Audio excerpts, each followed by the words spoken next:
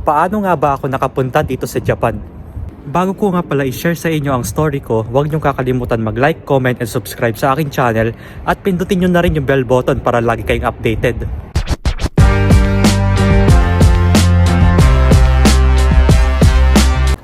Hello guys! So, linggo nga pala ngayon at day off ko ngayong araw sa trabaho. At syempre, pauwi na rin ako ng bahay kakagaling na sa gala. So, eto na nga, i-share ko sa inyo kung paano ako nakapunta at nakarating dito sa Japan. Actually, noong 2008, ang una kong punta dito sa Japan bilang tourist visa. Kasi yung nanay ko ay nagtatrabaho dito sa Japan at ang tatay ko ay isang Hapon.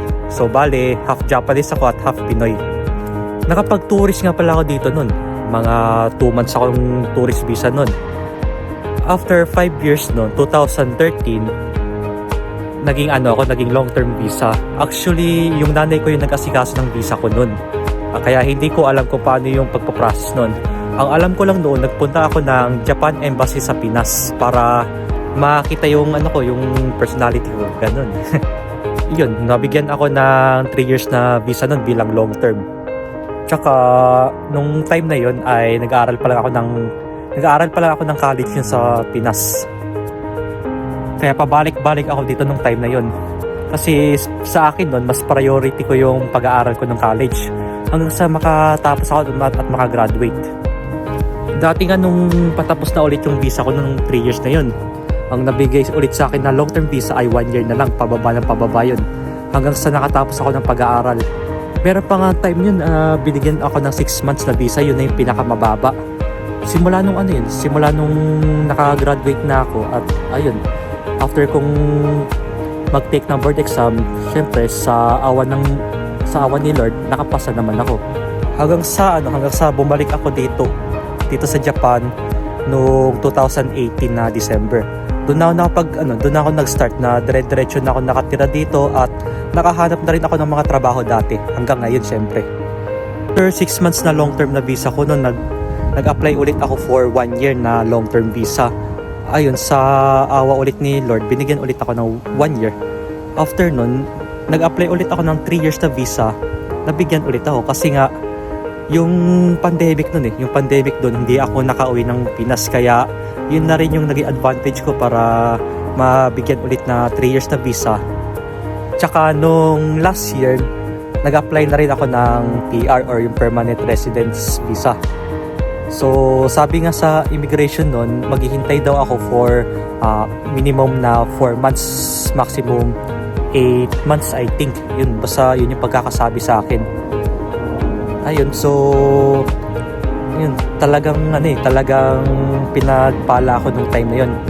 At last, nabigyan din ako ng permanent visa, which is sobrang thankful na talaga ako kay Lord kasi nga na permanent na ako, na hindi ko talaga in-expect, pero sinubukan ko talaga mag-apply nun, baka sakaling mabigyan tayo, di ba?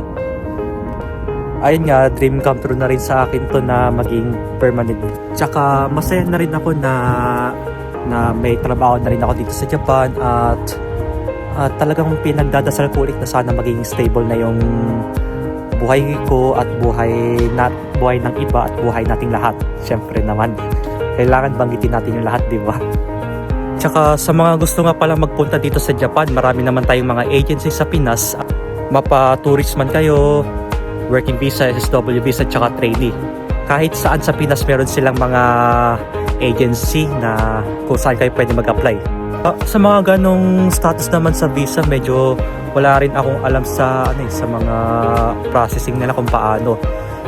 Yung pinsan ko kasi nag-apply siya bilang trainee dito. So meron siyang agency na in-applyan sa Pinas nung una niyang punta dito.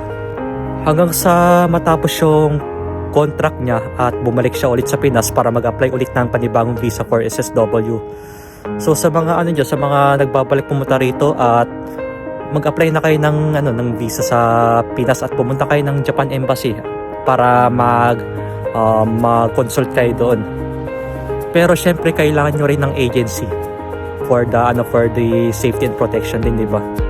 Kaya luckily sa akin kasi sila yung nag-asikaso ng visa ko, yung nanay ko nun, na nung una pa lang is wala pa sa isip ko mag-Japan nun eh. hanggang sa nagtagal, nasanay na ako dito.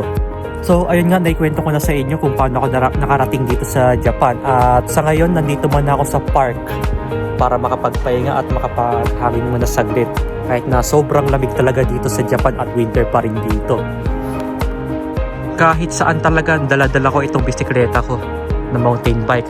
Tignan niyo yung mga park dito guys, napakalinis at wala kayong makikitang mga kalat dito. Ganito talaga kadisiplina ang mga Hapon dito sa Japan. Tignan nyo, pansin nyo rin, napakatahimik dito. Wala kayong makikitang nakikipag-away. Meron man kayong maririnig ng mga ingay. Basta ang ano yun, mga kwentuhan ng mga Hapon, ganun. Kung gaano sila ka-open sa isa't isa. Medyo magagabi na po ngayong araw at kailangan ko na rin makauwi sa bahay namin para makapagluto ng hapunan at babaunin ko bukas sa trabaho. So guys, wag nyo pong kakalimutan mag-like, comment, and subscribe sa aking YouTube channel at click nyo na rin yung bell button para lagi kayong updated. So ano pang hinihintay nyo? Hanggang dito muna lang.